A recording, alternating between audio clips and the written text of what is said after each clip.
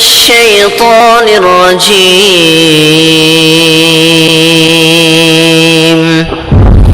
بسم الله الرحمن الرحيم.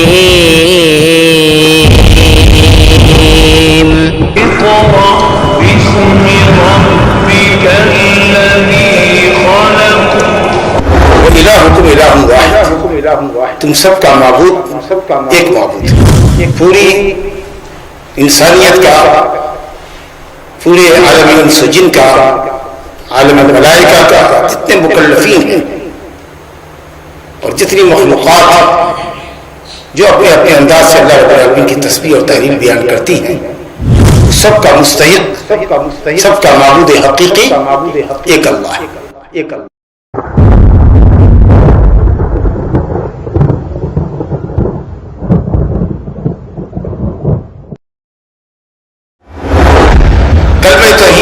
یہ دو ارکان ہے، لا الہ الا اللہ. صرف لا الہ یہ توحید نہیں ہے، صرف الا اللہ یہ توحید نہیں ہے. جب تک کہ آپ لا الہ الا اللہ ایک ساتھ رکھیں. ومن أحسن قولا ممن دعا إلى الله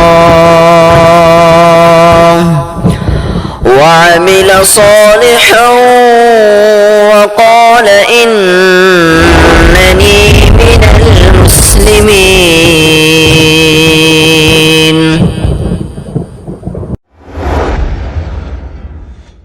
اعوذ باللہ من الشیطان الرجیم. يسألونك عن الخمر والمیسر قل فیہما اثم کبیر ومنافع للناس وإثمهما أكبر من نفعهما ويسألونك ماذا ينفقون قل العفو كذلك يبين الله لكم الآيات لعلكم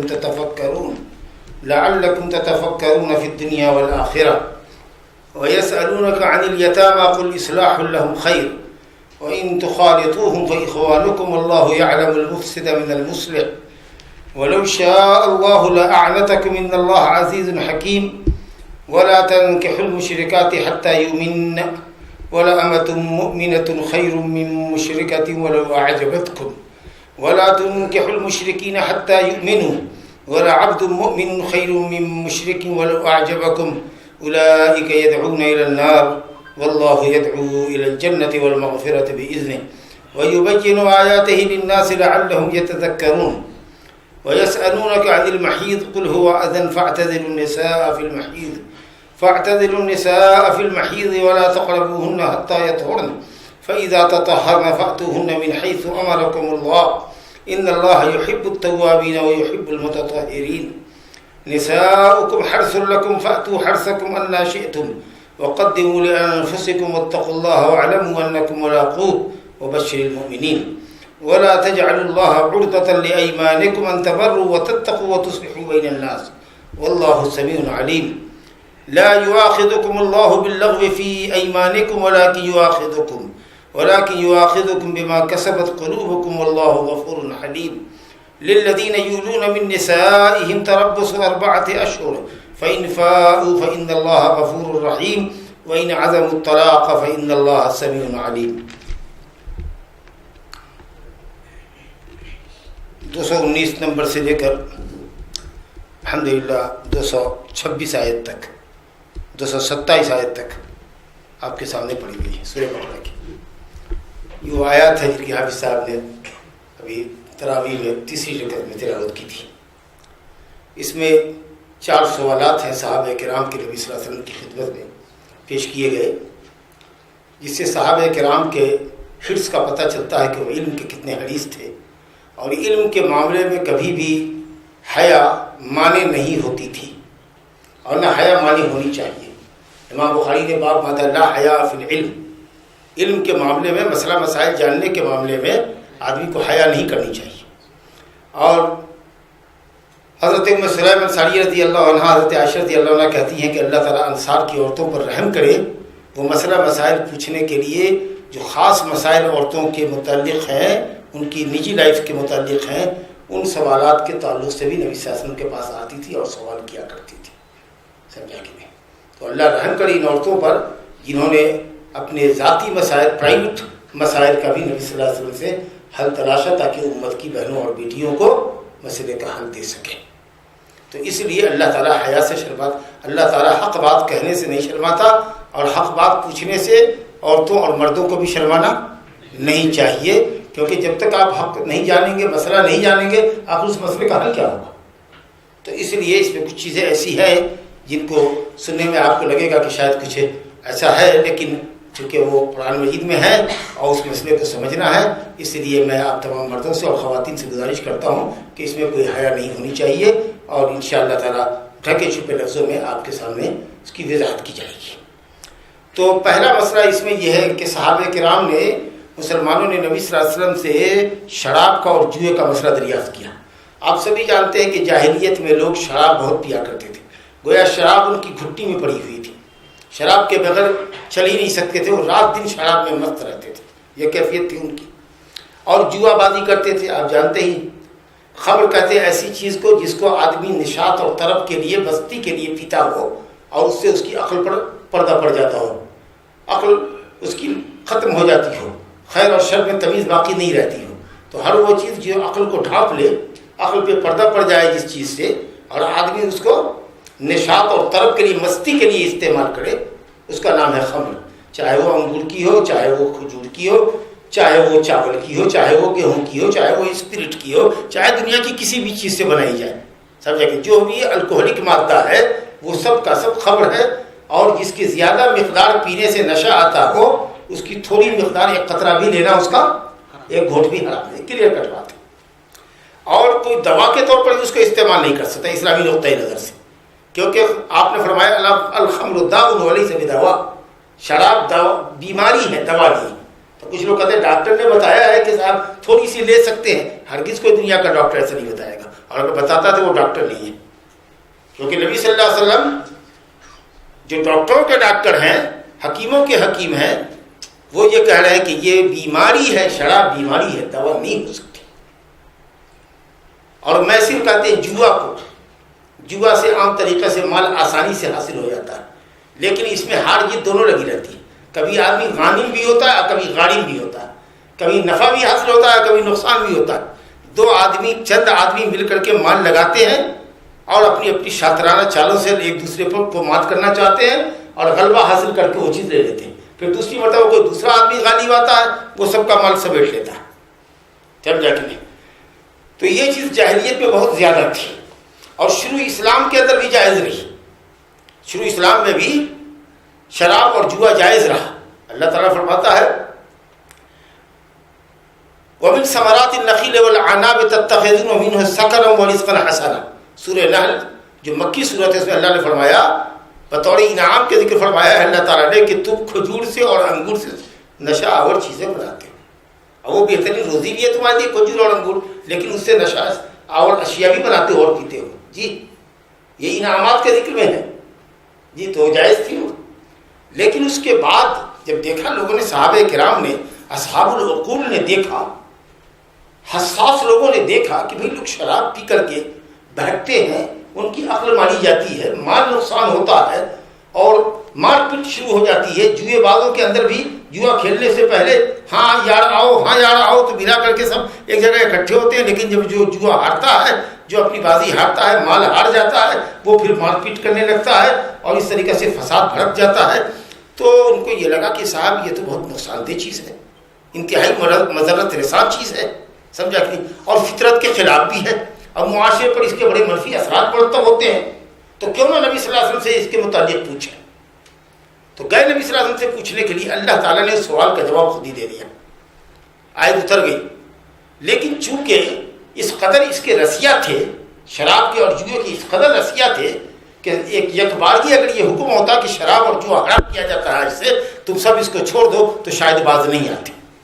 اس لیے بطور تمہید کے، تحریم کی تمہید، شراب کو حرام کرنے کے لیے بطور تمہید کے پہلا اسٹیپ شریعت نے جو اٹھایا ہے، لوگوں کو سمجھایا ہے تاکہ عقل مند آدمی اگر اپنی عقل کو استعمال کرے تو وہ اس سے باز آ جائے گا. کہا کہ دیکھو انما الخمر والمیسر، جو لوگ آپ سے پوچھتے ہیں شراب اور جوئے کے متعلق، قل آپ کہہ دیجئے جواب میں کہ فیہما اسم کبیر، ان دونوں کے اندر اسم کبیر ہے. اس میں کبیر ہے، بہت بڑا گناہ ہے۔ ایک ہوتا ہے کبیر، ایک ہوتا ہے کثیر۔ کبیر مانے بہت بڑا اور کثیر مانے بہت زیادہ۔ تو بہت بڑا ہونا چاہیے کہ بہت زیادہ ہونا چاہیے، دونوں قرت ہے، کبیر بھی اور کثیر بھی۔ کبیر اور کثیر میں فرق سمجھتے ہیں؟ کبیر کہتے ہیں کیفیت میں، یہ مسجد بہت بڑی ہے، مسجد بہت بڑی ہے، اس کی کیفیت پتہ نہیں کہ 5 اسٹوری ہے، 5 اسٹوریز۔ آپ کثیر بولیں تو کمیت میں، مقدار میں، کہتے ہیں قلیل مقدار، کثیر مقدار۔ تو مقدار کے لیے کثیر اور قلیل آتا ہے، اور کبیر اور صغیر جو آتا ہے چھوٹا اور بڑا، یہ کیفیت کے اندر ہے۔ تو دونوں کے گناہوں کی کیفیت یہ ہے کہ یہ بڑے ہیں، کیونکہ یہ عادی ہیں، ہر روز کھیلتے ہیں، کئی مرتبہ پیتے ہیں، کئی مرتبہ کھیلتے ہیں، اس طریقے سے کرتے کرتے کرتے کرتے ان کا گناہ کیفیت میں بہت بڑا ہو جاتا ہے، ٹھیک ہے۔ اور چونکہ ہر دن کرتے ہیں اور 2 گناہ ہے، جوا الگ ہے، شراب الگ ہے، تو دونوں کے گناہوں کو اگر ہر روز جمع کیا جائے تو وہ مقدار میں بھی کثیر ہو جاتے ہیں۔ تو اس لیے دونوں قلت ہے، اسمہما کبیر اور اسمہما کثیر۔ ماشاء اللہ، دونوں بات ٹھیک ہے۔ تو کہا کہ ان دونوں کے گناہ بہت بڑے ہیں یا ان دونوں کے گناہ بہت زیادہ ہیں۔ وہ منافع للناس، اور اس میں لوگوں کے لیے منفعتیں بھی ہیں، لوگوں کے لیے منفعتیں بھی ہیں۔ منفعت کیا ہے کہ سرور آتا ہے، مستی چڑھتی ہے، اور شراب کے بیوپاری من مانے قیمت لے کر کے شراب بیچتے ہیں جی، تو تجارتی نفع ہے۔ اور پینے والے کو مستی اور سرور آتا ہے، اور جوا کھیلنے والے کو مال حاصل ہوتا ہے، سمجھا کہ؟ تو اس طریقے سے کچھ تو منفعت ہے، لیکن اللہ تعالیٰ فرماتا ہے کہ سب منفعت کو ایک پلے میں رکھ دو، سمجھا کہ نہیں؟ اور اس کے نقصان کو ایک پلے میں رکھ دو تو نقصان کا پلڑا بھاری ہو جائے گا۔ فرمایا وَإِسْمُهُمَا أَكْبَرُ مِن نَفْعِهِمَا، لیکن ان دونوں کا جو گناہ ہے اور ان دونوں کے جو نقصانات ہیں اور ان دونوں کی جو سزائیں ہیں اور ان دونوں کے جو منفی اثرات جسم پر، تمہاری عقل پر، تمہارے مال پر، تمہارے سماج پر پڑتا ہے، جو نقصانات مرتب ہوتے ہیں، وہ تمہارے ان نفع کے مقابلے میں بہت سنگین ہے، بہت سنگین ہے، کوئی کمپریزن ہی نہیں۔ تھوڑا نفع تو ہے لیکن نقصانات بہت ہیں۔ اب ظاہر بات ہے کہ عقل مند آدمی کوئی بھی ایسا کاروبار نہیں کرنا چاہتا جس میں نقصان زیادہ ہو۔ ہر آدمی چاہتا ہے کہ نفع کا کام کرے جس میں نفع کا ریشیو زیادہ ہو۔ اگر کسی کو بھی اس کی تجارت میں نقصان زیادہ ہوتا ہو، نفع کم ہوتا ہو، تو کوئی آدمی ایسی تجارت نہیں کرے گا۔ اس میں عقل والوں کے لیے اشارت ہے کہ بھائی رک جاؤ، جب نقصان زیادہ ہے تو اس سے بعد آ جاؤ، یہ اس کی اشارت ہے عقل والوں کے لیے۔ وَإِسْمُهُمَا أَكْبَرُ مِن نَفْعِهِمَا، چلیے اس پر چھوڑ دیا گیا۔ دوسرا حکم آیا، اس کے بعد کچھ لوگ رکے، پھر اس کے بعد دوسرا اسٹیپ آیا جو سورہ نساء کے اندر ہے، یا ایھا الذین آمنوا لا تقربوا الصلاۃ وانتم سکارى، اے ایمان والو نماز کی حالت میں نشے میں مت رہو جب تک کہ نشہ پورے طور سے اتر نہ جائے اور تم کو کیا منہ سے نکل رہا ہے اس پر پورا یقین نہ ہو جائے۔ تو ظہر سے عصر، عصر سے مغرب اور مغرب سے عشاء تک کا جو وقفہ ہوتا ہے وہ 2 گھنٹے 2.5 گھنٹے کا، اس درمیان میں نشیری کا نشہ اترتا نہیں ہے عام طریقے سے۔ تو اس لیے یہ دن بھر بعد رہتے تھے اور عشاء کی نماز پڑھ کے گئے تو چڑھا لیا اور اس کے بعد فجر تک سو گئے، اس وقت تک نشہ کافور ہو جاتا تھا۔ تو کم سے کم ایک وقت ہی پیتے تھے، اب بقیہ دن میں نہیں پیا۔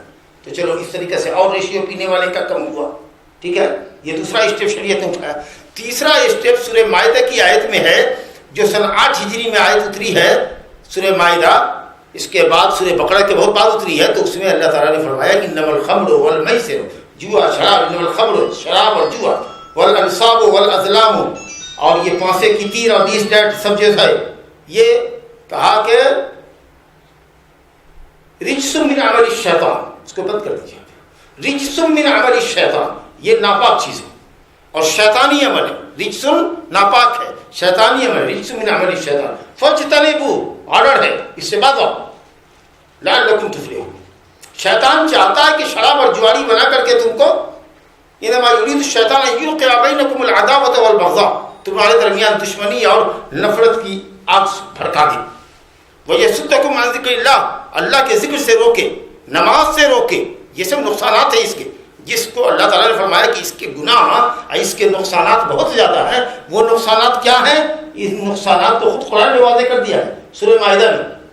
کہ شیطان چاہتا ہے کہ جوا اور شراب کے ذریعے تمہارے درمیان عداوت اور بغض ڈالے. شرابی دیکھتے شراب پی کے نکلتا ہے تو ماں بہن کی ایک دوسرے کو گالیاں دیتا ہے, ایک دوسرے سے مارا پیٹی کرتا ہے, گالی گلوچ کرتا ہے.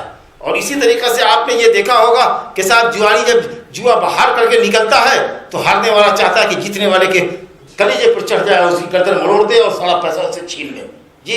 اور اس کے بعد اگر نشے میں ہے تو نماز کا وقت آیا گیا ختم, جواری جوا کھیل رہا ہے, نماز کا وقت آیا گیا ختم, اور اس کے بعد بھی یہ بلا رہے ہیں, مستقل پوچھ رہے ہیں پوچھنے والے, سمجھا کہ نہیں. یا گھر سے کوئی آدمی آ رہا ہے بلانے کے واسطے کہ بھائی کہاں ہے, گھر بلایا جا رہا ہے تو جاتے نہیں ہیں, جوا میں مست ہے. تو یہ سارا مطلب یہ ہے کہ بہت ہی زیادہ نقصانات کا پہلو ہے. تو جو نقصانات ہیں اس کو اللہ تعالیٰ نے وہاں سورہ مائدہ کی آیت کے اندر بیان فرمایا ہے. یہ وضاحت ہو گئی. چلیے وَيَسْأَلُونَكَ مَاذَا يُنْفِقُونَ, یہ ایک دوسرا سوال دیکھیے. ایک سوال تو جوئے اور شراب کے متعلق آ گیا جس کی وضاحت آپ نے یہاں پر سنی. پھر اس کے بعد دوسرا قدم آیا کہ نماز کے اوقات میں. پھر تیسرا جو فائنل قدم آیا وہ بھی سن لیا آپ نے کہ رک جاؤ. جب اتنا کہنا تھا کہ حضرت عمر فاروق نے کہا انتہینا یا رب, انتہینا یا رب, رک گئے ہم یا رب, اے اللہ ہم رک گئے, ہم رک گئے.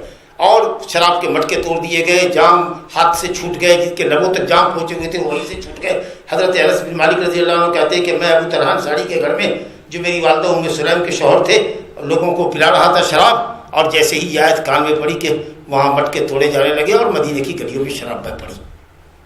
سمجھا کہ نہیں. ماشاء اللہ پھر جو چھوڑا صحابہ نے تو کبھی اس کو گھوم کر دوسری مرتبہ دیکھا بھی نہیں. تب کیا. اب یہ دوسرا سوال دیکھیے. صحابہ آپ سے پوچھتے ہیں وَيَسْأَلُونَكَ مَاذَا يُنْفِقُونَ, لوگ آپ سے پوچھتے ہیں کہ کیا خرچ کریں. پہلے سوال کیا کہ کس پہ خرچ کریں, تو کہا کہ سب سے زیادہ تمہارے خرچ کے حقدار تمہارے ماں باپ ہیں, پھر تمہارے قرابت مند ہیں, رشتے دار ہیں, پھر فقراء مساکین ہیں, پھر مسافر ہیں, یتیم ہیں, انہوں پہ خرچ کرو. کیا خرچ کریں, کتنا خرچ کریں. تو میں نے کسی درس میں یا جمعہ کے خطبے وغیرہ میں مجھے یاد نہیں آیا ہے, میں نے کہا ہے آپ حضرات کو یاد ہوگا کہ اسلام نے صرف زکوٰۃ کی حد مقرر کی کہ کتنے مال میں کتنی زکوٰۃ واجب ہوگی, نصاب کیا ہے, اور اس نصاب میں مقدار زکوٰۃ جو نکالی جائے گی وہ کیا ہے. باقی نفلی صدقے کے لیے کوئی لمٹ نہیں ہے.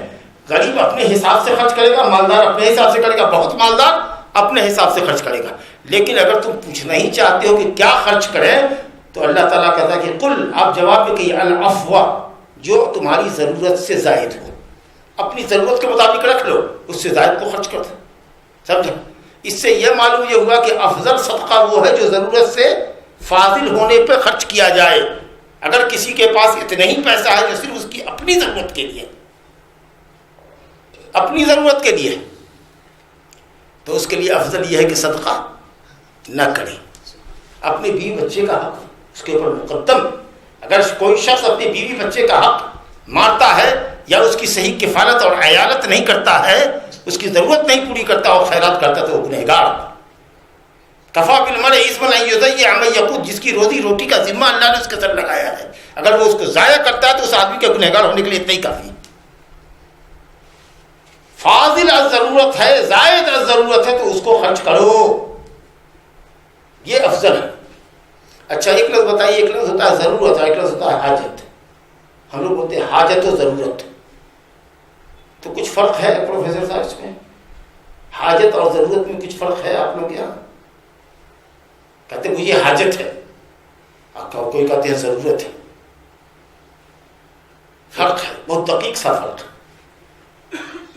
ضرورت کہتے ہیں جس کو نہ پورا کیا جائے تو ضرر لگے, ضرورت ضرر سے. اور حاجت کہتے ہیں ضرورت سے کچھ ہلکی چیز کو.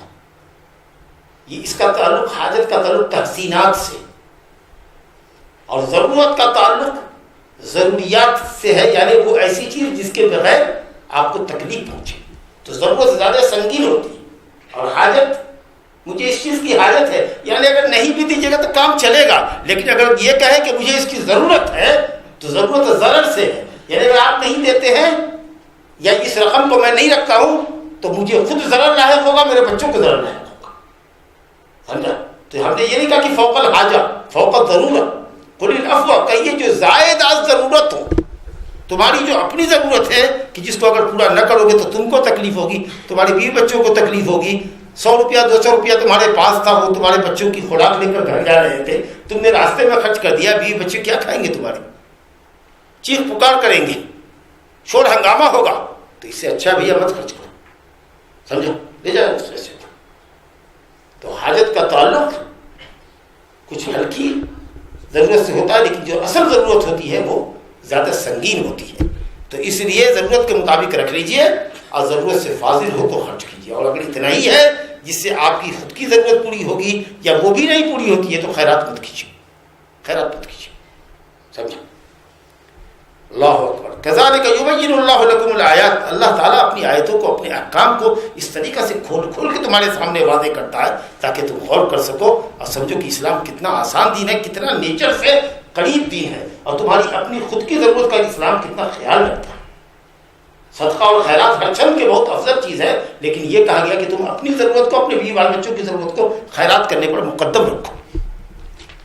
تتفکرون فی الدنیا لعلکم تتفکرون، تاکہ تم غور کرو دنیا اور آخرت کے اندر، دنیا اور آخرت کی مصلحتوں میں غور کرو۔ دنیا چند روزہ ہے، اس کو کیسے بھی گزار لو گے، آخرت دائمی ہے، اس کو بہتر سے بہتر بنانے کی تدبیر کرو۔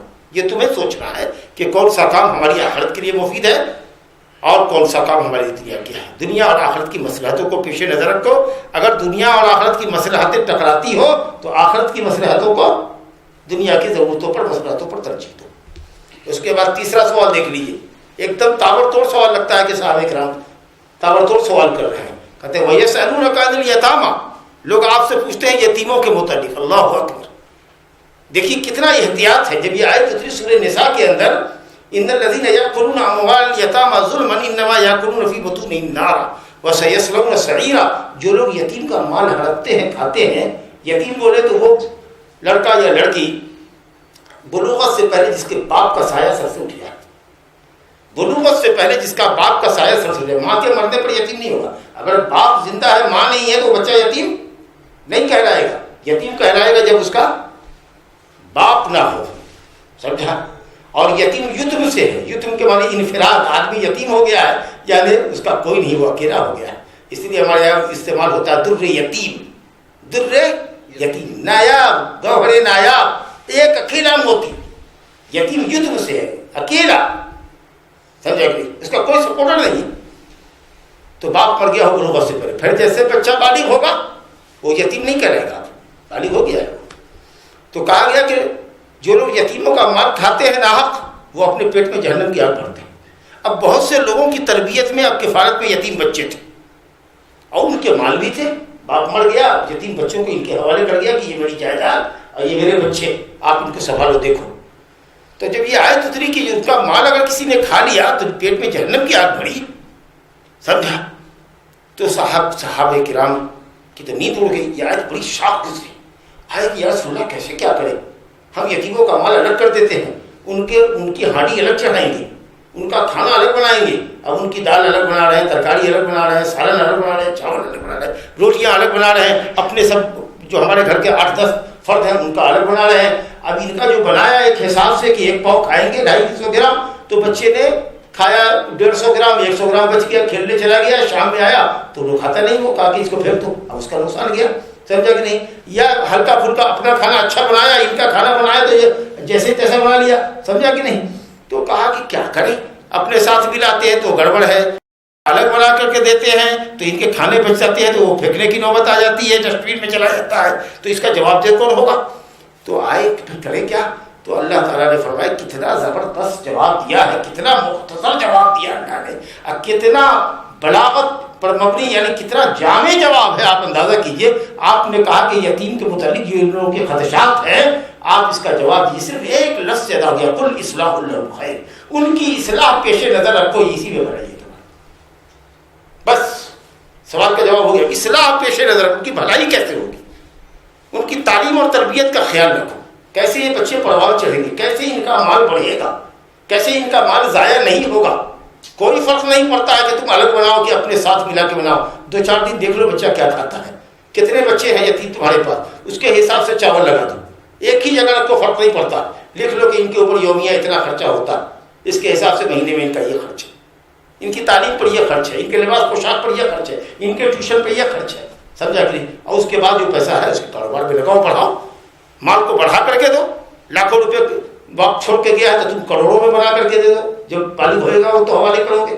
ہاں کیونکہ اللہ تعالیٰ مصلح کو اور مفسد کو خوب جانتا ہے کہ بگاڑ کون چاہتا ہے اور اصلاح کون چاہتا ہے، یتیم کے مال کو بڑھانا کون چاہتا ہے، یتیم کی اصلاح کون کرنا چاہتا ہے، اور یتیم کا خیر خواہ کون ہے اور بدخواہ کون ہے، اس کو اللہ تعالیٰ تمہاری نیتوں کو بہتر جانتا ہے۔ اگر تمہاری نیت اچھی ہے اور تم یتیموں کے بھلا چاہتے ہو، اس کے مال کی حفاظت چاہتے ہو، تو کچھ پوچھنے کی ضرورت نہیں، جاؤ اسی نقطے کو پیش نظر رکھنا، اصلاح النوع ہے، ان کی اصلاح کیسے ہو، ان کی بھلائی کیسے ہو، اس بات کو پیش نظر رکھ کر کے زندگی گزارو۔ کوئی فرق نہیں پڑتا ہے کہ ان کے مالوں کو اپنے مال کے ساتھ ملا لو اور ایک ساتھی ہڈی میں بناؤ اور اس کے ساتھ ان کو کھانا خرچہ دو۔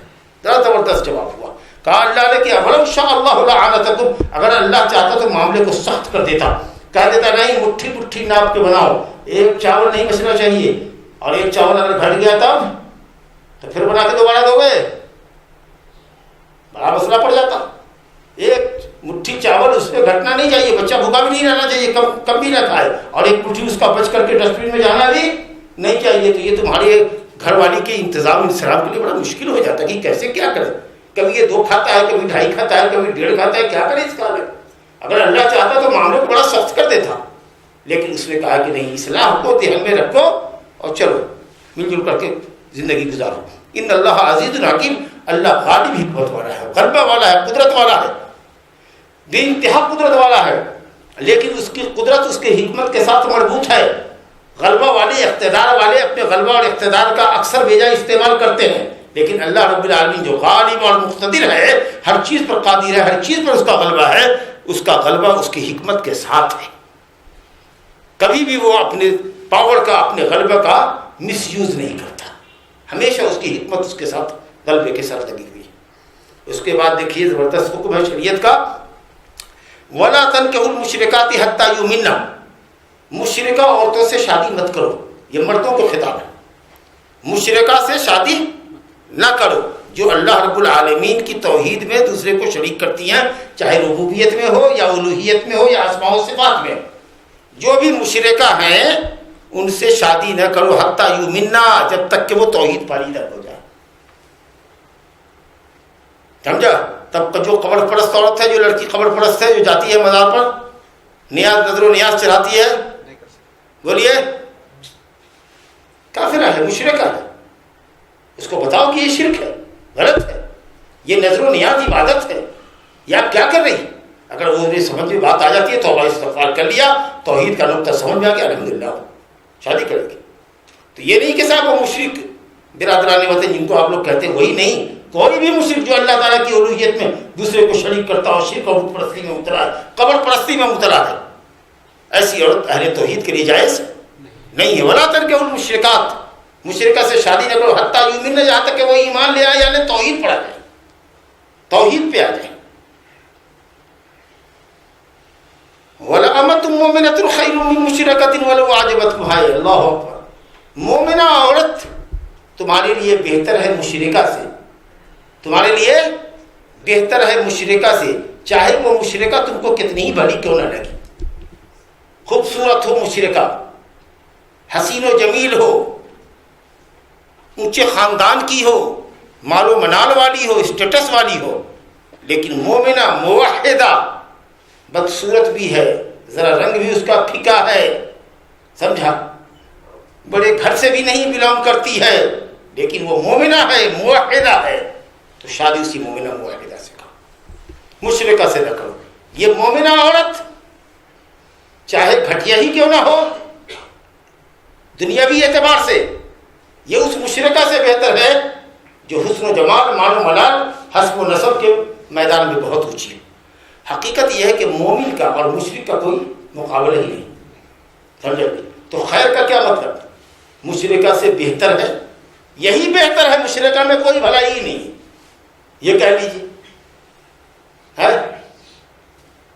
ارے قرآن نے کہا کبھی کبھی اسم تفضیل ہوتا ہے نا، یہ نقطہ بتا چکے ہیں، اسم تفضیل میں ہوتا ہے کہ ایک آدمی دوسرے سے بہتر ہے، فلاں احسن من فلاں، فلاں فلاں سے زیادہ اچھا ہے، مطلب کہ اچھائی دونوں طرف ہے، لیکن ایک آدمی کے اندر فضیلت زیادہ ہے۔ تو اللہ نے کہا کہ مومنہ مشرکہ سے زیادہ بہتر ہے، مطلب ہے کہ مشرکہ کے اندر بھلائی ہے لیکن مومنہ کے اندر زیادہ بھلائی ہے، مطلب مشرکہ میں کوئی بھلائی ہی نہیں ہے۔ اگر کوئی یہ کہے تو کہے گا چلو ہم یہی سمجھتے ہیں کبھی کبھی اسم تفضیل ایک ہی طرف کے لیے آتا ہے، دونوں طرف کمپریزن نہیں ہوتا ہے. جیسے کہا اصحاب الجنت یومئذ خیر مستقرا وخیر واحسن مقیلا، اصحاب جنت بہترین ٹھکانے میں ہوں گے اور سب سے اچھے قیلولہ کی جگہ میں ہوں گے، سب سے اچھے قیلولہ کے. اس کا مطلب یہ کہ کیا جہنمی بھی اچھے قیلولے میں ہوں گے؟ سب سے اچھے قیلولے میں جنتی. اس کا مطلب کہ کیا جہنمی بھی اچھے ٹھکانے میں ہوں گے؟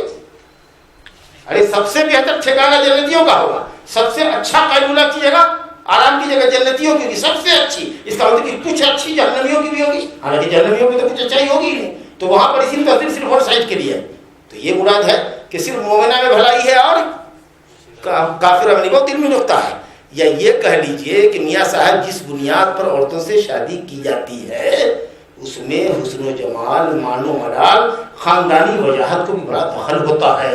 تو اس لحاظ سے مشرکہ کے اندر بھلائی ہے، کیونکہ شادی کرنے والا شادی جو کرتا ہے تو یہ بات تو ٹھیک ہے کہ دیندار کو ترجیح دینا چاہیے، لیکن میاں بیوی کے درمیان الفت محبت کے لیے خاندانی روایات بھی چاہیے، خوبصورتی بھی چاہیے، اچھی بولی ہے، اچھا اخلاق ہے اس کا. تو اللہ تعالیٰ نے کہا کہ چلو اس کے اندر اگر یہ سب بھلائی ہے اس عورت کے اندر، تو تمہاری جو عورت ہے مومنہ اس کے اندر توحید کی بھلائی ہے. یہ جو بھلائی ہے یہ بہت بڑی بھلائی ہے اس ظاہری اور مادی بھلائی کے مقابلے میں، کیونکہ دنیا کا حسن و جمال اور مال و منال خاندانی شرافت یہ چند دن کی ہے، لیکن یہ مومنہ عورت جو ہے وہ تمہاری انشاءاللہ تعالیٰ نیکی کے کام پر تعاون کرنے والی ہے. تو اس اعتبار سے یہ اس سے بیٹر ہوئی. اگر یہ کہیں کہ مومنہ بیٹر ہے تو اس کی خوبصورتی کا جب توازن کریں گے تو یہ بیٹر ہوئی. سمجھا نہیں؟ ورنہ اگر وہ معنی کہیں کہ صاحب بھلائی صرف ایک طرف ہے مومنہ کی طرف تو معاملہ ٹھیک ہے. چلیے صاحب، تو بہرحال کہا گیا کہ مومنہ سے شادی کرو. مومنہ عورت بہتر ہے مشرکہ سے، چاہے وہ کتنی ہی بھلی کیوں نہ لگے. سر وَلَا تُنكِحُوا الْمُشْرِكِينَ حَتَّى يُؤْمِنُوا، اب مشرکوں سے شادی مت کراؤ، مشرکوں سے شادی مت کراؤ اپنی بیٹی کی، اپنی بہن کی، اپنی زیر تربیت پلنے والی لڑکیوں کی جن کے تم ولی ہو، ان کی شادی مشرکین سے مت کراؤ جب تک کہ وہ ایمان نہ لے آئیں. علت ہے فربت کی کفر ہونا، اور شادی کے جواز کی علت ہوئی ایماندار ہونا. تو جب تک وہ مومن نہیں ہو جاتے اس وقت تک اپنی بہن یا بیٹیوں کی یا کسی لڑکی کی شادی کسی بھی کافر سے نہ کراؤ. مومن بندہ، مومن مسلمان بندہ بہتر ہے مشرک سے، چاہے وہ کتنا ہی تم کو پسند لگے. بہت بڑا ہے، پورے ملک کا سب سے بڑا مالدار لڑکا ہے، بہت خوبصورت لڑکا ہے جی، اربوں خربوں کا مالک ہے، یا اس کی دولت کی کوئی انتہا نہیں ہے. مثال کے طور پر بہت بڑا منسٹر ہے، لیکن اس کے باوجود بھی اگر کوئی مسلمان لڑکا ہے تمہارے سامنے ایماندار، تو اس سے اپنی بیٹی بیاہ لو، لیکن کسی کافر کی زوجیت میں مت دو. سمجھا؟ اللہ اکبر. علت اور وجہ کیا ہوئی؟ کیوں ایسا اللہ کہتا ہے؟ کہتا ہے کہ اولئک یدعون الی النار، یہ مشرک مرد جن کے زوجیت میں تم اپنی مومنہ بیٹی کو دینے والے ہو، اور وہ مشرکہ عورت جس کو تم اپنی زوجیت میں ایک مسلمان لینے والے ہو، یہ دونوں تم کو جہنم کی طرف بلائیں گی. عام طریقے سے عورتیں جب جائیں گی، تمہاری بیٹیاں جائیں گی ان کے یہاں، وہ پیار محبت کا اظہار کریں گے، مال دولت کی چکا چوک ان کو دکھائیں گے. عورت کی تو بات ہے اس کے دھرے میں، اس کے دھارے میں بہہ جائے گی، اس کا کلمہ پڑھ لے گی، کافر بن جائے گی. اور اسی طریقے سے ممکن ہے کہ کوئی خوبصورت نہایت حسین جمیل بڑے مالدار گھر کی بیٹی آئی ہے، وہ کچھ زیادہ پیار تم کو جتائے، زیادہ تمہارے اوپر بڑے احسان کرے، زیادہ میکے سے پیسے لالا کر کے تم کو دے، اور تم اس کے حسن و جمال کے اوپر فریفتہ ہو، دیوانہ ہو، تو وہ جو کہے گی تم اس کے غلام بن کے کرو گی. تو وہ یہ دونوں ہی حالت میں کافروں کو لے آئے تو تمہارے ایمان کا خطرہ، اب بیٹی کو کافر کے حوالے کر دیا تو ایمان کا خطرہ. اولئک یدعون الی النار واللہ یدعو الی الجنۃ والمغفرۃ واللہ یدعو الی الجنۃ والمغفرۃ بیدہ، جبکہ اللہ تعالیٰ تم کو جنت کی طرف بلا رہا ہے اور مغفرت کی طرف بلا رہا ہے. اور اس کے لیے اسباب یہی ہیں کہ ایماندار ہو تو ایماندار کے ساتھ رہو، ایماندار ہو تو ایماندار بیوی کرو. سمجھا کہ نہیں؟ مومنہ بیٹی ہے تو مومن مرد سے شادی کرو. تو یہ سب ایک دوسرے کے لیے معاون ہوں گے اور اسباب ایسے پیدا ہو جائیں گے جو جنت میں لے جانے کا ذریعہ بنیں گے. یہ ہے حکمت. آیت پر ذرا غور کیجئے تو ایک نقطہ اور سمجھ میں آئے گا. کہا گیا وَلَا تَنكِحُوا الْمُشْرِكَاتِ، تم لوگ مشرکہ سے شادی مت کرو. اس میں معلوم یہ ہوا کہ شادی کرنے والے لڑکے کے لیے ولی کی ضرورت نہیں ہے، بغیر ولی کی اجازت کے بھی وہ شادی کرتا ہے. البتہ وہ لوگ کہتے ہیں کہ ماں باپ کو راضی کرو، والد کو اپنے فیور میں لے کے شادی کرو، ان کا دل نہ دکھاؤ، سمجھا؟ لیکن اگر مان لیجیے کہ کسی کے ساتھ ولی نہیں ہے تو لڑکا اپنے نفس کا خود ولی ہے، لیکن لڑکی اپنے نفس کی خود ولیہ نہیں ہے، اس کے لیے اس کا ولی ہی اجازت دے گا تو شادی ہوگی۔ ہاں رضامندی لڑکی کی چاہیے، زبردستی ولی نہیں کر سکتا، لیکن جب تک کہ ولی ہاں نہیں کرے گا اس وقت تک شادی نہیں ہوگی۔ اسی کا ولا تنکحوا، مت شادی کراؤ اپنی بیٹیوں کی، اپنی بہنوں کی، اپنے زیر ولایت لڑکیوں کی، کس سے؟ مشرک سے۔ مت کراؤ وہاں ہے، اور وہاں مت کرو تو وہاں کرنا تمہارے اختیار میں ہے، اور یہاں کرانا ہے تو لڑکیوں کے لیے ولی کی شرط ہے۔ اور اس لیے حدیث میں آیا لا نکاح الا بولی، ولی کے بغیر نکاح نہیں۔ تو اگر کوئی لڑکی گھر سے بھاگ جائے کسی لڑکے کے ساتھ اور شادی کورٹ میں کر لے، ولی کی اجازت شامل نہیں، اس کا نکاح باطل ہو جائے گا، صحیح حدیث کے مطابق باطل ہو جائے گا، سمجھا کہ نہیں؟ پھر آتا ہی ہے ولی راضی ہے، دونوں کو ڈفر کرو، دونوں کو الگ کرو، اس کے بعد استبراء رحم کرواؤ، پھر نکاح باقاعدہ کرواؤ ولی کی اجازت سے، پھر وہ دونوں اگر ساتھ رہتے ہیں تو ٹھیک ہے معاملہ۔ ورنہ اس طریقے سے کورٹ میرج وغیرہ کرا کر کے بھاگ گئے، بالغ ہیں تو ہم کر سکتے ہیں، یہ اسلامی نقطۂ نظر سے شادی نہیں ہے، صحیح شادی نہیں ہے۔ اگرچہ بعض فقہا یہ کہتی ہیں کہ چونکہ وہ بالغ ہو گئی ہیں اس لیے وہ جس طرح اپنے مال میں تصرف کرنے کا حق رکھتی ہیں، اپنے نفس میں بھی تصرف کرنے کا حق رکھتی ہیں، ایسا بعض فقہا کہتے ہیں۔ لیکن صحیح حدیث کے مطابق جو مسئلہ ہے اور جو آیت کریمہ کا استدلال ہے وہ یہ بتا رہا ہے کہ لڑکی کی شادی بغیر ولی کی اجازت کے نہیں ہوگی۔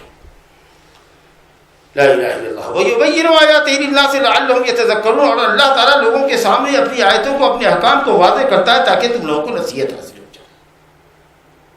اس کے بعد دیکھیے ایک چوتھا سوال اور آیا، وَيَسْأَلُونَكَ عَنِ الْمَحِيضِ، دیکھیے صحابہ سوال کر رہے ہیں اور حیا مانے نہیں ہے جی۔ اب 5 دن کے لیے یا 7 دن کے لیے یا 10 دن کے لیے یا 15 دن کے لیے مختلف عورتوں کی ماہواری کی مختلف عادتیں ہوتی ہیں۔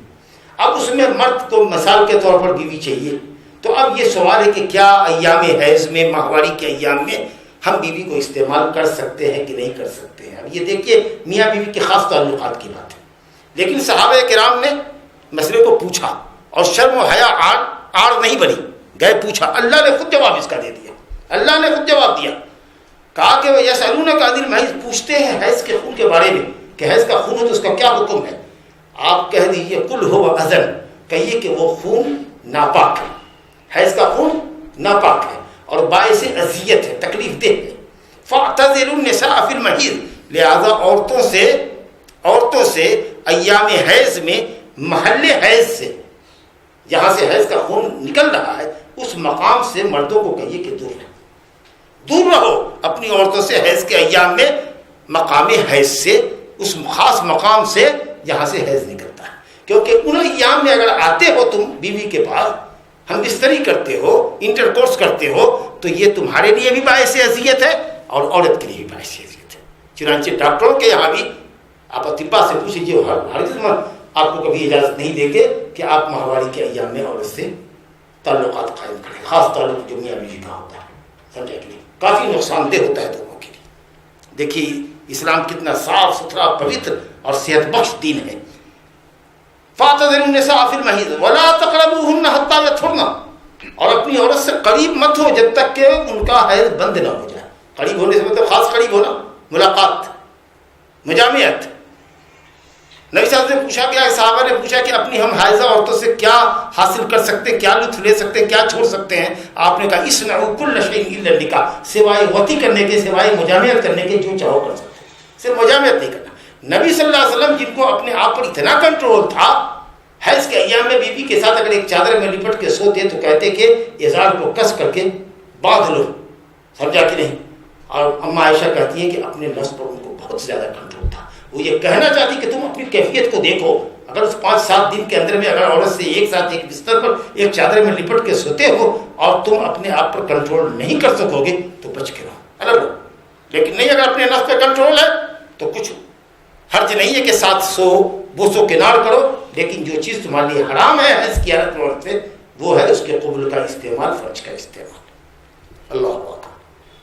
حتی یطہرن فاذا تطہرن، جب خون بند ہو جائے، تو صرف خون بند ہونے کے بعد نہیں بلکہ جب تک کہ غسل نہ کریں۔ دو باتیں، ایک تو خون بند ہونا ہے، خون بند ہونے کی علامتیں عورتوں کو جانتی ہیں، مسئلہ جانتی ہیں، سفید مادہ آتا ہے، سفید مادہ آتا ہے، جو وہ روئی وغیرہ کچھ ڈالتی ہیں حفاظت کے لیے، اس پہ خون کی آمیزش نہیں ہوتی ہے، سفید مادہ ہوتا ہے چونے کے جیسا. یہ اکثر عورتوں کو ہوتا ہے، جو علامت ہوتی ہے کہ ان کا حیض ختم ہو گیا، یہ پاک ہو گیا رحم. اور کچھ عورتوں کو نہیں بھی آتا ہے، خون ایسے ہی بند ہو گیا اور خون اب نہیں دیکھ رہی ہے، تو یہ پاکی کی علامت ہے. تو پھر ان کو جاننا چاہیے، غسل کرے، صاف ستھرا غسل کرے، سر سے نہائے، پورے طور سے غسل کرے، اور پورے طریقے سے بدن کو صاف کرے، خوشبو استعمال کرے محل خاص کے اندر، کپڑے کو خوب رگڑ رگڑ کر کے اس میں جو داغ لگا ہوا سب کو دھوئیں، کیونکہ وہ ناپاک خون ہے. جب وہ پاک ہو جائے تو اب جو پابندی تمہارے اوپر لگی ہوئی تھی بیوی سے علیحدہ ہونے کی، اس پابندی کو ہٹا دیا گیا. اب تمہاری بیوی ہے، تمہیں استعمال کرو اس کا.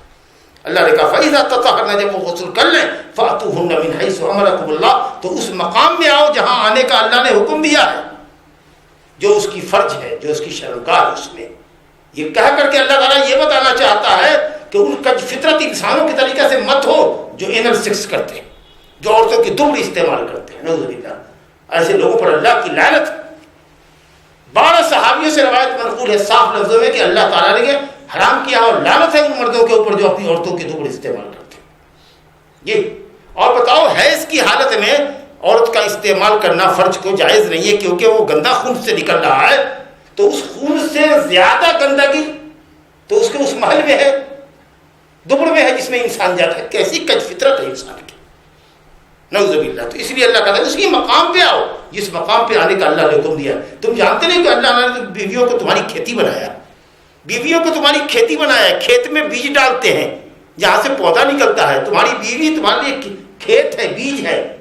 کہاں اولاد کیا بیج کہاں ڈالو گے؟ نطفے کی شکل میں اس مقام پہ ڈالو گے جہاں سے بچہ پیدا ہو. اور عورت کی جو رحم ہے، بچے دانی ہے، وہ تمہارے بچے کے لیے پیدا ہونے کے لیے کھیت ہے. اس مقام پہ آؤ. اب کیسے آؤ گے، ایکشن کیا ہوگا استعمال کرنے کا، وہ تم جانو، وہ تمہاری مرضی پر ہے. لیکن آنا ہے اسی مقام پہ جہاں پر سے اولاد پیدا ہوتی ہے. اللہ.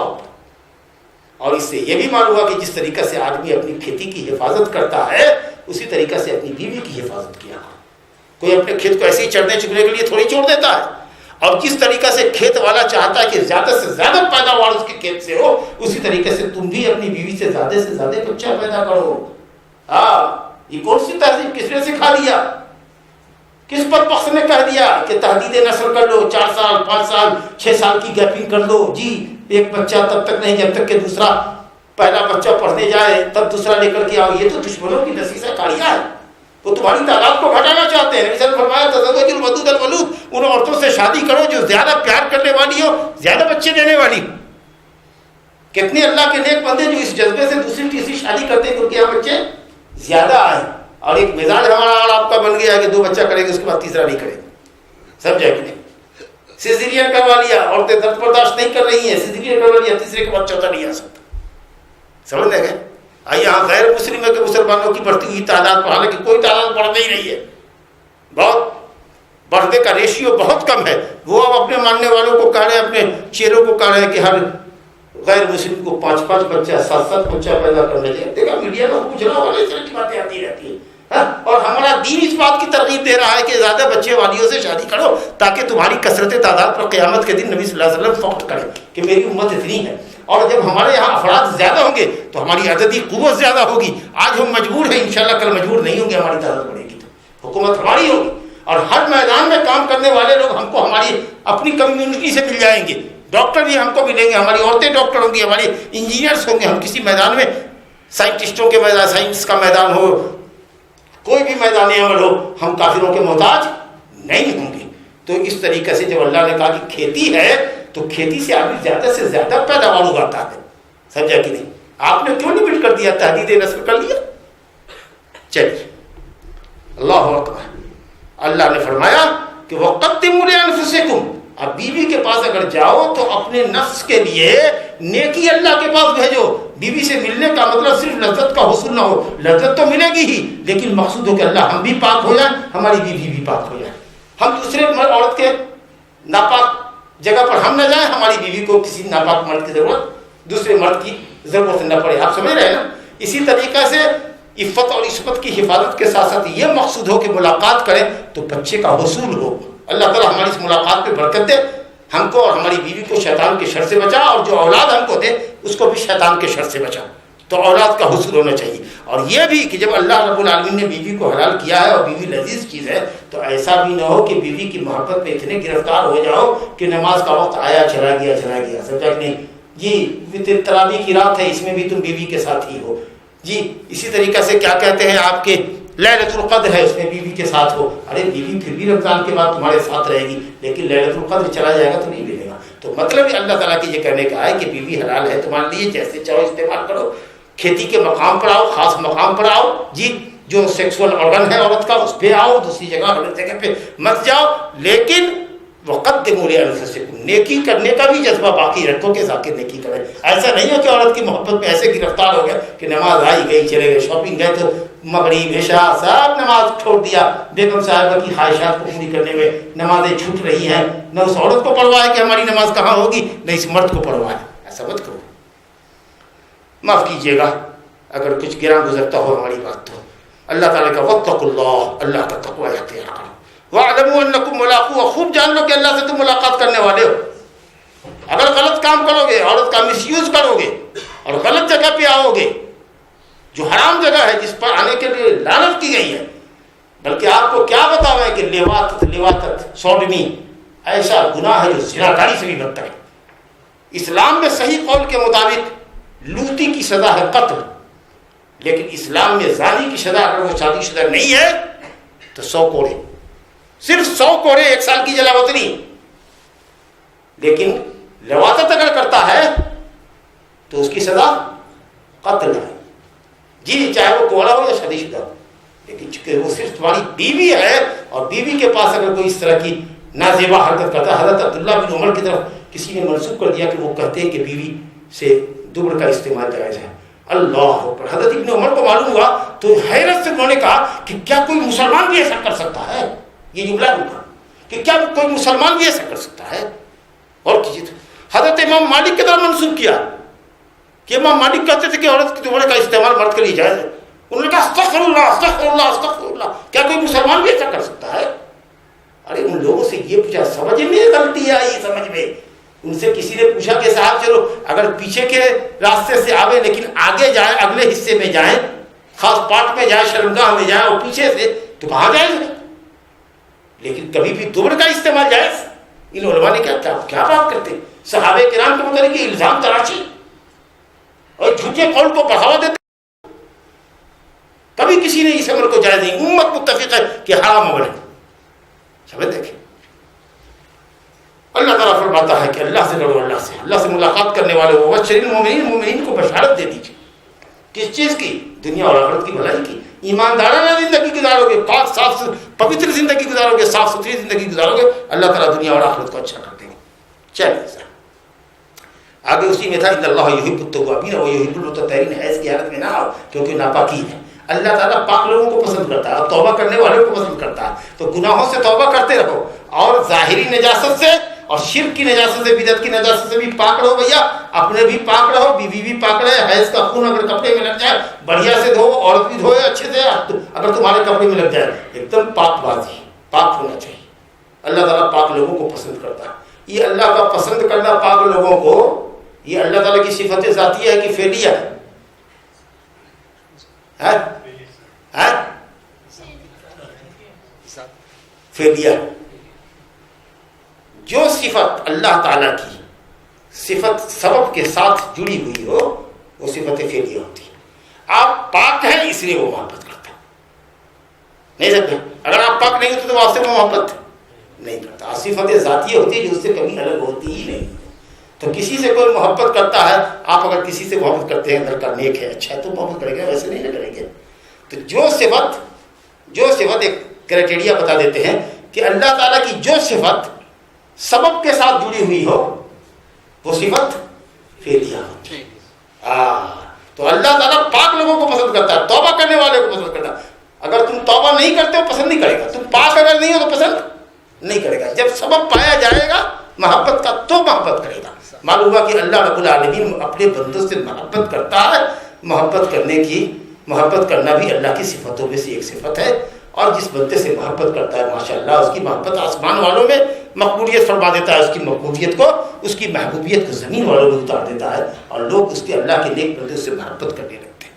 اب 2 آیت اور ہے ہمارے درس کی، کہتے ہیں وَلَا تَجْعَلُوا اللَّهَ عُرْضَةً لِأَيْمَانِكُمْ۔ کچھ لوگ ہوتے ہیں جو اپنی بے وقوفی میں قسم کھا لیتے ہیں، کہتے ہیں قسم اللہ کی میں یہ واجب کام نہیں کروں گا، میں فلاں کے ساتھ احسان نہیں کروں گا، مثال کے طور پر جی کسی نے کہا قسم اللہ کی میں یہ گناہ کا کام کر کے چھوڑوں گا، سمجھا کہ نہیں؟ ارے بے وقوف، ارے کیا کرتے ہو بھائی؟ تو ہم نے قسم جو کھا لیا گناہ کرنے کی، ارے بے وقوف کہیں گا، گناہ کرنے کی قسم کھایا ہوا ہے، گناہ مت کر، قسم کا کفارہ دے دے۔ آپ سمجھ رہے ہیں نا؟ واجب نہیں کروں گا، رشتہ دار کے ساتھ بھلائی کرنی ہے نہیں کروں گا اس کے ساتھ، کیونکہ میں نے قسم کھایا ہے۔ اللہ کہتے کاہے کے لیے اللہ کی قسم کو بہانہ بناتا ہے؟ تو نیکی کرنے سے اللہ رکتا ہے کیا؟ گناہ چھوڑنے سے اللہ تعالیٰ تم کو خوش ہوتا ہے، تم کہتے گناہ نہیں، گناہ کریں گے ہم؟ تو اگر کسی حرام کے کرنے پر تم نے قسم کھایا ہے، کسی واجب کے ترک پر تم نے قسم کھایا ہے کہ واجب نہیں کرے گا اور حرام کرے گا، تو تو حرام مت کر، واجب کر، حرام مت کر، مستحب کام ہے اس کے نہ کرنے کی قسم کھائی ہے تو کر لے، مکروہ کام کرنے کی قسم کھائی ہے مت کر، سمجھا؟ قسم کا کفارہ دے دے۔ جیسا نے فرمایا کہ جب تم قسم کھاؤ اور اس کے توڑنے میں بھلائی ہو تو توڑ دو اور کفارہ دے، اچھا کام کرو۔ اور فرمایا تو اللہ نے کہا کہ وَلَا تَجْعَلُوا اللَّهَ عُرْضَةً لِأَيْمَانِكُمْ، اپنی قسم کے لیے بہانہ مت بناؤ کہ تم قسم کھائے ہوئے، ہم تو قسم کھائے ہوئے ہیں کہ یہ اچھا کام نہیں کریں گے، ہاں نہیں، قسم کا کفارہ دو، اچھا کام کرو جی۔ عُرْضَةً لِأَيْمَانِكُمْ أَن تَبَرُّوا، کہ نیکی کا کام کرو، تتقوا، گناہ سے بچنے کے لیے، وَتُصْلِحُوا بَيْنَ النَّاسِ، لوگوں کے اندر وہ 2 آدمی لگا ہوا ہے، تمہارے جانے سے معاملہ حل ہو جائے گا، لیکن نہیں ہم ان دونوں کے معاملے میں کبھی نہیں پڑیں گے، ہم قسم کھائے ہوئے، نہیں بھائی قسم توڑو جاؤ، تمہارے جانے سے 2 آدمی کا جھگڑا ختم ہو جاتا ہے تو کئی کو اپنے ضد پہ کھڑے ہو، اڑے ہوئے ہو، جاؤ، سمجھا کہ نہیں؟ قسم کا کفارہ دے دو، نیکی کا کام کرو، اللہ کو بہانہ مت بناؤ۔ قسم کا کفارہ اللہ تعالیٰ نے فرمایا ہے کہ قسم کا کفارہ یہ ہے وَلَكِنْ يُؤَاخِذُكُم بِمَا عَقَّدتُّمُ الْأَيْمَانَ فَكَفَّارَتُهُ إِطْعَامُ 10 مساكين من أوسط ما تطعمون أهليكم أو كسوتهم أو تحرير رقبة فمن لم يجد فصيام 3 أيام ذلك كفارة أيمانكم واحفظوا أيمانكم۔ اللہ فرماتا ہے کہ 10 مسکین کو کھانا کھلا دو، اوسط درجے کا جو کھاتے ہو، یا کپڑے پہنا دو، کرتا لنگی دے دو جس میں نماز ہوتی ہے، یا ایک غلام آزاد کرو، یہ 3 میں تم کو اختیار ہے۔ 10 مسکین کو کھانا کھلانا، یا کپڑا پہنانا، یا ایک غلام آزاد کرنا، اس میں اختیار ہے، یا کر کے آپشنل معاملہ۔ اگر یہ تینوں نہیں پاتے ہو، نہ 10 مسکین کو کھلا سکتے ہو، نہ کپڑا پہنا سکتے ہو، غلام تو ہے ہی نہیں آج کل، تو اللہ تعالیٰ کہتا ہے 3 روزہ رکھ دو، 3 روزہ رکھ دو، لیکن اچھا کام کرو۔ حرام کام کرنے کی قسم کھائی ہے مت کرو بھیا، حرام کام نہیں کرتا ہے گناہ گار بنتے ہو، چھوڑو۔ ہاں تو ہم قسم کھائے نہیں ہے حرام کام ہم کر کے چھوڑیں، ارے نہیں بھائی مت کرو، قسم کا کفارہ دے دو بھیا، مت کرو اس کو، یہ ہے مسئلہ۔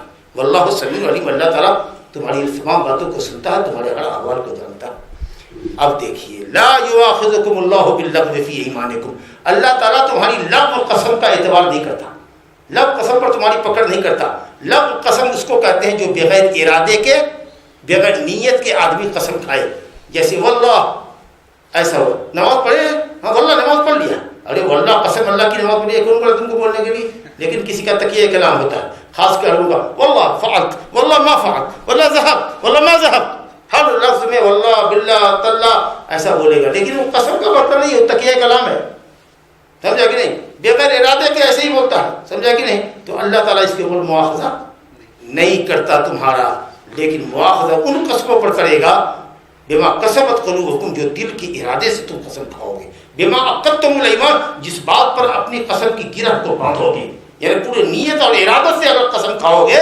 کسی چیز کے کرنے کی یا نہ کرنے کی، تو اس کے اوپر تمہارا مواخذہ ہوگا، سمجھا؟ تو اب دیکھنا ہے کہ نیکی کے کام کے سلسلے میں ہے معاملہ، جو بھلائی کا کام ہے اس کو کر لو اور قسم کا کفارہ دے دو، سمجھا کہ نہیں؟ لیکن جب تک ارادہ نہ ہو اس وقت تک قسم کا اعتبار نہیں ہوتا۔ اسی طریقے سے اگر کوئی شخص بلا ارادے کے بیوی کو طلاق دے دے، مثال کے طور پر اس کی زبان پر طلاق کا لفظ آئے، لیکن نیت اور قصد اس کا طلاق دینے کا نہیں ہے. اگر کوئی بیوقوف ایسی بیوقوفی کر لے اور نیت ارادہ نہیں ہے اس کا، اگر نیت سے ہنسی مذاق میں بھی طلاق دو گے تو طلاق پڑے گی، یاد رکھو. لیکن ارادے سے طلاق دے رہے ہو، لیکن ارادہ نہیں ہے، ایسے زبان پہ طلاق جاری ہو گئی تو بیوی کو طلاق نہیں پڑے گی. انتہائی غضبناک حالت میں ہو، اب نارمل ہو، کیا کوئی زبان سے تمہارے نکل رہا ہے اس کا تم کو احساس نہیں ہے، اور تم نے بیوی کو طلاق دے دیا، اور بعد میں کسی نے کیا ہے، ارے کچھ تو نہیں کہا، ارے تم نے تو طلاق دیا نا ابھی، کہا نہیں تو. یعنی اتنا پاگل ہو گیا تھا غصے سے کہ اس کے منہ سے کیا نکلا اس کو کچھ پتہ ہی نہیں ہے. طلاق نہیں پڑے گی. اگر کوئی آدمی اتنا خوشی سے باولا ہو جائے، سمجھا، اتنا خوشی سے باولا ہو جائے کہ کفر کا کلمہ پڑھ دے، جیسے وہ آدمی جس کی سواری گم ہو گئی تھی، کھانے پینے کے ساتھ اٹھنی گم ہو گئی، اور نا امید ہو کے ڈھونڈ تلاش کر کے وہ آ کر کے ایک درخت کے نیچے سو گیا کہ اب تو میری جان جانی ہی ہے، اس جنگل میں چٹیل میدان میں کدھر جاؤں گا. اور جب سو کے اٹھا تو دیکھا کہ اس کی سواری پورے ساز و سامان کے ساتھ لدی پھدی جیسے گئی تھی ویسے ہی آ کے کھڑی ہے. خوشی کے مارے اچھل پڑا اور اس نے کہا کہ اللہ تو میرا بندہ، میں تیرا رب.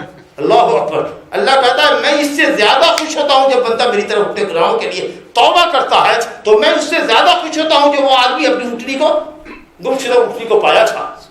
آپ دیکھیے کفر کا کلمہ اس نے کہا کہ اللہ تو میرا بندہ، میں تیرا رب، لیکن انتہائی درجہ خوشی میں مست ہو کے متوالا ہو کر کے یہ کہا تھا، تو وہ کافر ہو گیا کیا؟ نہیں ہوا.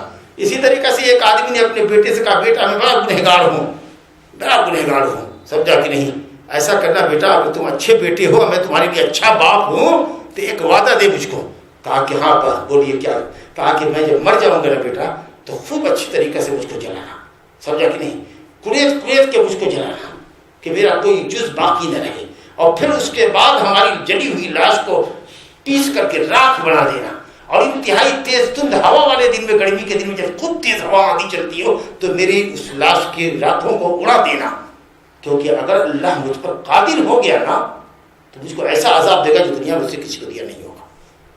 اگر اللہ قادر ہو گیا تو، ارے کون نہیں جانتا ہے، اگر مسلمان ہے تو سب جانتا ہے کہ اللہ قادر ہے کہ بندے کو لے آئے گا قیامت کے دن. نہیں، لیکن اگر اللہ قادر ہو، شک کی بول نہیں بول رہا ہے، مسلمان نہیں ہو رہا ہے، تو اللہ نے پوچھا اس کو، کہا اس کی راکھ کو، کہا سب جمع ہو جاؤ. وہ بندہ اٹھ کے کھڑا ہو گیا. کہا تو نے ایسا کیوں کیا؟ کہا تیرے خوف سے میں نے ایسا کیا. اتنا گھبرایا ہوا تھا گناہ سے، تو اگر شدت خوف سے بھی اگر شک کا کلمہ کوئی بولا تو وہ بھی جنت میں چلا گیا. اچھا تیرے دل میں ایسا خوف پیدا ہوا کہ تجھ کو میری قدرت پر شک ہو گیا کہ میں تم کو پھر دوبارہ زندہ نہیں کر پاؤں گا، تو جا میں نے معاف کر دیا. سمجھا کہ نہیں؟ اللہ اکبر. تو اس طریقے سے اگر آدمی غیر ارادی طور پر اگر کوئی کام کر لیتا ہے تو اس کا مواخذہ نہیں ہے. جیسے آپ غیر ارادی طور پر قسمیں کھاتے ہو تو اس کا مواخذہ نہیں ہے، لیکن ہاں دل کے پکے ارادے سے قسم کھاتے ہو اللہ تعالیٰ اس کا مواخذہ کرتا ہے. اللہ غفور ہے، حلیم ہے. اللہ غفور ہے، غفور ہے، گناہوں کو چھپا دیتا ہے، بچا لیتا ہے تم کو. ایک آدمی ہے کہ کسی کو معاف کر دیتا ہے، لیکن کہہ دیتا ہے ہم نے اس کو معاف کر دیا. وہ معاف کرے گا تو کسی کو یہ بھی نہیں کہے گا کہ یہ گنہگار تھا. ایسا معاف کرے گا کہ کسی کو پتہ بھی نہیں چلے گا کہ تو گنہگار تھا. جی کہے گا ادھر آ قریب آ قیامت کی ایسا ایسا کیا تھا نا تو دنیا میں بول ہاں کیا تھا. تو تم کو نہیں نا رسوا کیا، ہم نے نہیں کیا. تو جا آج بھی تیرے عیب کو عیب ہی رکھتا ہوں، جا چلے جا. ارے غفور مغفر سے ہے. مغفر کہتے ہیں لوہے کی ٹوپی کو جو جنگی پہنتا ہے. یہ ٹوپی اس کے سر کو چھپاتی بھی ہے اور وار سے بچاتی بھی ہے. اللہ رب العالمین گناہ چھپا بھی لے گا، تم کو بچا بھی لے گا، رسوائی سے بچا لے گا. غفور ہے، حلیم ہے، بردبار ہے، انتقام لے سکتا ہے، تمہاری شرارتوں پر تم سے بدلہ لے سکتا ہے، لیکن طاقت کے باوجود بھی تم کو درگزر کر رہا ہے. اور ایک خاص طلاق کا قسم کا ذکر ہے، اس کو پڑھ کر کے موضوع بدلیے گا. یہاں سے کہتے ہیں للذین یولون، ایک خاص قسم ہے قسم کی، اس کو کہتے ہیں ایلا. ایلا بولے تو ایلا کہتے ہیں مرد کا اپنی بیوی سے ترک مجامعت کی قسم کھا لینا. عام طریقے سے کبھی میاں بیوی میں غصہ ہوا نا، کہا جاؤ 2 مہینہ کے لیے میں تمہارے بستر پر نہیں آؤں گا، میں تم سے صحبت مباشرت نہیں کروں گا، اس طرح سے. تو بیوی سے مجامعت ترک کرنے کی قسم کھا لینے کو ایلا کہتے ہیں. یہ خاص قسم ہے. یہ اگر اس نے مطلق کہا کہ جاؤ کبھی تمہارے ساتھ صحبت نہیں کروں گا، سمجھا، تو عورت اسلامی عدالت کے اندر اگر جاتی ہے مقدمہ تو عدالت اس کو باؤنڈیڈ کرے گی کہ 4 مہینہ تک تم اپنے آپ کو الگ رکھ سکتے ہو. سمجھا. اگر اس نے 4 مہینہ یا 4 مہینے سے قسم کی کم قسم کھائی ہے تو عورت کو صبر کرنا پڑے گا. اتنا اس کو حکم ہے کہ وہ اتنے دن تک قسم کھا سکتا ہے بیوی سے مجامعت ترک کرنے کی. جیسے نبی صلی اللہ علیہ وسلم نے 1 مہینہ کے لیے بیوی سے علیحدگی کی قسم کھا لی تھی. جب 1 مہینہ ختم ہو گیا، چاند نکلے تو آپ اتر گئے. سمجھے نا؟ تو اگر 4 مہینہ یا اس سے کم کی مدت کی قسم کھائی ہے اس نے اور مدت پوری کر کے وہ اترا ہے تو کیا ابھی کفارہ نہیں ہے. بولا تھا 2 مہینہ تمہاری طرف نہیں آؤں گا تمہارے بستر پر خاص مجامعت کے لیے، لیکن 1 مہینہ کے بعد ہی اتر گیا تو انہیں کفارہ دینا ہوگا. قسم کا سمجھ نہیں پاتا چل. لیکن اگر مدت اس نے جو مانی تھی اس مدت کو مقرر کی تھی اس مدت کو اس نے پورا کر لیا تو اس میں کوئی کفارہ نہیں ہے. لیکن اگر 4 مہینے سے زیادہ کی مدت اس نے مانگی ہے تو عدالت اس کو باؤنڈ کرے گی. شرعی عدالت کے 4 مہینے پر آ کر کے تم کو معاملہ 2 حال سے ایک حال سے خالی ہو، یا تو تم لوٹو بیوی کی طرف یا پھر بیوی کو طلاق دو. نہیں سمجھا؟ اگر وہ نہیں لوٹتا ہے اور طلاق نہیں دیتا ہے تو قاضی نکاح کو فسخ کر دے گا. سمجھا؟ اور اگر بیوی کی طرف وہ لوٹتا ہے اور 4 مہینے سے زیادہ کی مدت کی ہوتا ہے جس کو شریعت نے بولڈ کیا، اگر وہ لوٹے گا تو پھر قسم کا کفارہ دینا پڑے گا، کیونکہ اس کو مانا تھا 1 سال 2 سال 10 سال 20 سال کے لیے، لیکن قاضی نے اس کو 4 مہینے پر بولڈ کیا. آیت چلو سمجھ گئے نا؟ اور 4 مہینے تک عورت صبر کرے گی. 4 مہینے کے بعد وہ مطالبہ اگر قاضی سے کرتی ہے تو قاضی اس مرد کو کہے گا کہ بیوی کو یا تو رکھو، تم اس کی طرف پلٹو اس کے بستر پر، اور نہیں تو اس کو طلاق دو. سمجھا؟ اللہ تعالیٰ کہتا ہے کہیں کے لیے پریشان کرتے ہو، جاؤ لوٹ جاؤ. اللہ غفور رحیم ہے. تم نے اتنے دن تک جو بیوی سے اپنے آپ کو الگ رکھا، اپنے کو تو تکلیف دیا ہی اپنی بیوی کے حقوق کو بھی تکلیف دیا، اس کا بھی تو حق تھا تم پر. لیکن تم نے 4 مہینہ 3 مہینہ اس کو ستایا. جا لوٹ جا، اللہ کو بخشنے والا اور مہربان پائے گا. لیکن وہی عذاب الطلاق، اگر یہ طلاق کا ارادہ کر رہا ہے، کہتا نہیں پلٹوں گا، سمجھا کہ تو اللہ تعالیٰ سننے والا ہے اور جاننے والا ہے. وارننگ ہے اس کے اندر، سمجھا کہ نہیں؟ تو اس سے معلوم ہوا کہ یہ خاص قسم ہے، ایک قسم کی ایک خاص قسم ہے بیوی سے علیحدگی کی، ترک مجامعت کی، جس کی مدت شریعت نے 4 مہینے رکھا. اس سے زیادہ آپ عورت سے دور نہیں رہ سکتے. اور اسی سے علماء نے دلیل پکڑا ہے کہ ہر 4 مہینے پر کم سے کم 1 مرتبہ بیوی سے ہم بستر ہونا واجب ہوگا، کیونکہ اگر نہیں یہ واجب ہوتا 1 مرتبہ تو شریعت اس سے طلاق کا مطالبہ نہیں کرتی کہ اگر تو 4 مہینے میں بھی نہیں لوٹتا تو طلاق دے. اور اگر طلاق نہیں دے گا تو قاضی اپنا رائٹ استعمال کر کے طلاق دے دے گا، اس کو فسخ کر دے گا. سمجھا کہ نہیں؟ وباللہ تعالیٰ توفیق. صلی اللہ علیہ وسلم محمد وآلہ وسلم.